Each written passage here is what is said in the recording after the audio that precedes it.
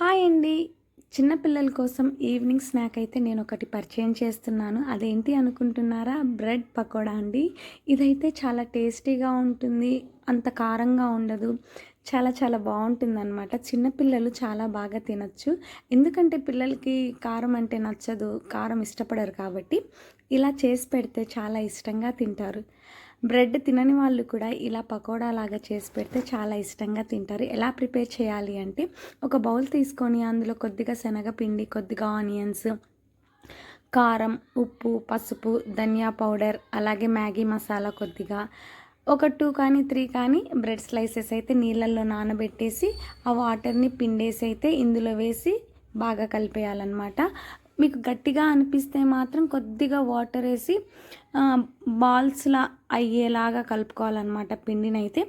అలా కలుపుకున్న తర్వాత ప్యాన్‌లో అయితే ఆయిల్‌ని వేడి చేసుకొని ఇలా చిన్న చిన్న పకోడల్లాగా అయితే వేసుకొని సర్వ్ చేసుకోవాలండి. ఇదైతే చాలా చాలా టేస్టీగా ఉంటుందండి. చిన్న పిల్లలే కాకుండా పెద్దవాళ్ళు కూడా ఈవినింగ్ టైం టీ స్నాక్స్ కింద అయితే తినొచ్చండి.